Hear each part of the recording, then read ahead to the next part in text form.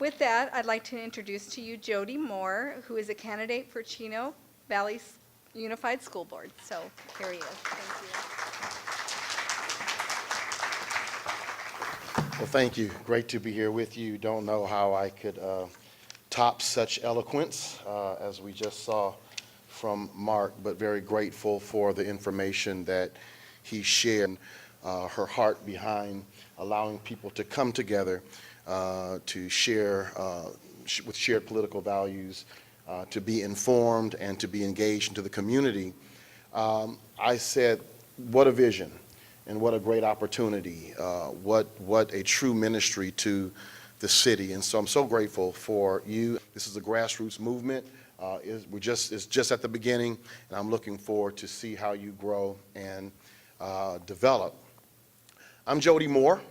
I am running for one of two seats for the Chino Valley Unified School District. I pastor here in the city of Chino, been in this city for 15 years. I am the husband of a wife of 19 years, and we have 3 children right here in this school district. Actually, they were charter students at OPA for the first several years, and of course, very disappointed when OPA closed, but very grateful for their time there. I not only pastor, but I'm also a member of the Planning Commission for the city, and I have over 20 years of human resources executive experience in corporate America. I bring that up because I believe that it will serve well as a member of the school board. I have spent the last 20 years looking at organizations, looking at leadership, doing organizational assessments, designs, going in and working in situations where there's conflict, negotiating with unions, and all sorts of opportunity in that realm to do solid work in organizational development and design. I believe that I could do the same thing here in Chino. I bring a common sense approach. I bring an idealism about what our city can be and what the future of our city can be as we place our focus on our children. As I think about it, we've got some challenges here in the city, and we have some challenges here in our school district. But I believe we have even more opportunities than challenges. We have an opportunity to break down the barriers of bureaucracy that keep our parents from being able to engage even more in the process. We need more parental control. We need more parental say. We need parents to be fully engaged. And we say that a lot of times, and it can become rhetoric, it can become cliche, but I believe that we can do some things in the school district that will put some systems in place so that our parents can be more engaged. We can do some things in the school district so that our parents are more informed and equipped to be more engaged at home with their children. I said I pastor a church. I've been pastoring now for 15 years, and one of the things that I've constantly said to my congregation, don't expect your children to learn everything that they need to learn about God right here at the church on Sunday. Our role is to come alongside you, to equip you as parents so that you can do your work in the home in leading and educating the children. I think the same philosophy is applicable with our schools. What can we do to come alongside parents, to equip parents, to empower parents, to educate parents, so that when they leave our schools, our children can go home to parents who are fully equipped and engaged and set up for success in communicating with their children. As a parent, I don't want to abdicate my responsibility to schools alone. I don't want to abdicate my responsibility for training up my children to bureaucrats or to Washington, D.C., who's going to throw some stuff down our throats as it pertains to what they think our kids ought to know here in the Chino Valley Unified School District. I am a proponent of local control, local influence. We know what is needed here in this valley. We know what's going to make this valley successful. We know what's going to make this valley tick. And so we ought to have a greater say as it pertains to the curriculum, as it pertains to the programs, and as it pertains to those things which we believe will help develop our children to being better citizens here in our community. Lots of candidates running. Lots of open seats, governor, state senator, we have a state potential controller here. And all of these are great races. But the reason why I think the school board race is so important, when you vote for a governor, when you vote for a senator, it's somewhat of a reactionary vote in that you're voting to solve some initial immediate problems right now. Tax issues, local road issues.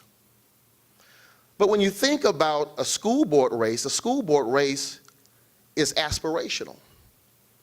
Because what you're saying here is, I want to place a vote, I want to invest my time, I want to invest my influence, not just in what's happening today, but who will be the future governor 20 years from now? Who will be the future senator 20 years from now? And so that's what this race is all about. This is aspirational. This is about getting with our children. This is about casting a vote for leadership, common sense leadership, that will put our children first, that will put our children's future first, so that we are able to influence and shape what the future leaders of this nation will look like. That is what this is about. Do we have some challenges? Absolutely, we have some challenges. And I believe that we need some common sense leadership to face those challenges. I believe that we need some prayerful wisdom to face those challenges. I believe that we need someone who understands how organizations work, understand the dynamics of leadership, to be able to work with our school district leaders, to be able to work with the cabinet and the executives in our school district, to be able to speak their language and to influence them in a direction that I think is beneficial for our children. A couple of things that I think we need to be very focused on, and that's Common Core. Common Core. Do I believe that there ought to be high standards for our children? Absolutely. Do I believe that there ought to be a certain set of standards, core standards for our children? Absolutely. But do I believe that we ought to receive these standards all the way from Washington, D.C., to be rammed down our throats, to be told how we ought to educate our children? No, not at all. I think there ought to be more of a say of the people right here on the ground. My wife is a UCLA graduate, electrical engineering. So you know something is wrong when a woman with an electrical engineering degree from UCLA, when she's pulling her hair out as she's trying to go over homework with my daughters in math. There's something not right with that. That's a problem. When I see my wife, who I think is brilliant, matter of fact, when I met my wife, we've been married 19 years. When I met my wife at Starbucks, she was working for Xerox, and I remember walking by, and I wanted to get to know her, and I saw on the table, she was doing some work, all these equations and these crazy diagrams, and that's how I got to know her. I asked her, well, what are you working on? And she told me she was working on some plans for a pool system for a manufacturing plant. I bring that up to tell you that my wife knows math.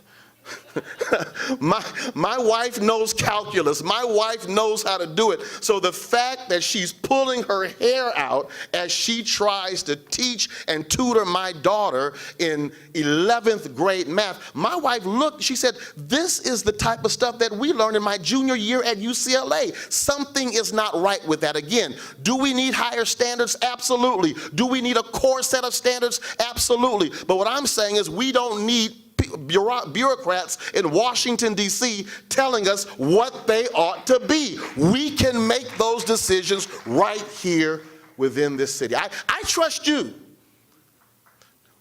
I think you would trust my wife to determine what 10th and 11th and 12th grade math should look like. I trust you. And so I believe that we need to move into a season where we're no longer working in silos.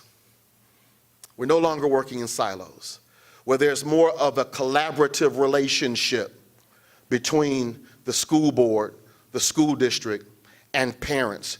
I want to listen to you. I want to be able to influence the leaders in the school district.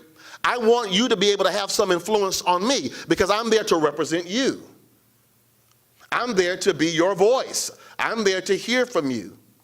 Now, will we always agree? Will we always, will there always be a kumbaya moment? No, we understand that. But I hope that you know that in me you'll have someone who will advocate for your children, advocate for you, and advocate for the future of this nation, indivisible, under God. That's crucial. That's crucial. Now I'm gonna be very transparent with you right now. This is my first time being in a political race. Talk about Providence. I would have never thought that I would be running for political office. So am I gonna flood my lines? Absolutely. Am I as polished as some of the other politicians out there? Probably not. But what you have in me is someone who's sincere. I believe in this community. I believe in this city. I believe in this valley. I believe in the future of this valley. I believe that we can do more to raise up productive citizens in this valley. And it doesn't start when they're in college. It starts when they're in elementary school and in junior high school and in high school. I'm very well acquainted with many of the leaders in this city. And one of the things that struck me as odd is there seems to be almost a line of demarcation and bifurcation between the city government and the school district. One is over here, the other's over there, and I get it, two separate entities, two separate governmental entities. But I'm thinking, well, eventually don't we want the children who graduate from school here to go off to college and maybe return back to this city? Don't we want them to buy homes in this city? Don't we want them to start businesses in this city? Don't we want them to raise up another generation in this city? So I think that there is a vested interest that the city ought to have in our schools, and the schools ought to have in what is happening in the city. And so I want to advocate for a lowering, so to speak, of that wall that divides the two, and say we need to be working closer together in order to ensure the future of our city. Again, I'm grateful. Thank you for having me here today. I look forward to this campaign. I look forward to learning on this campaign. Again, this is my first time, and so I'm looking forward to learning. I'm looking forward to getting my head knocked around a little bit, some bruises, but I'm looking forward to growing, and I'm looking forward to operating in much grace as I move forward in what I believe is an assignment and a higher calling for my life. Thank you very much. Before I go, please make sure, I want you to know that you can follow me. I left some sheets there. Social media, join me on Facebook, join me on Twitter. I post things, I'm always posting things, posting quotes, posting what I'm doing in the city, posting things that's dear to my heart, things that's placed on my heart.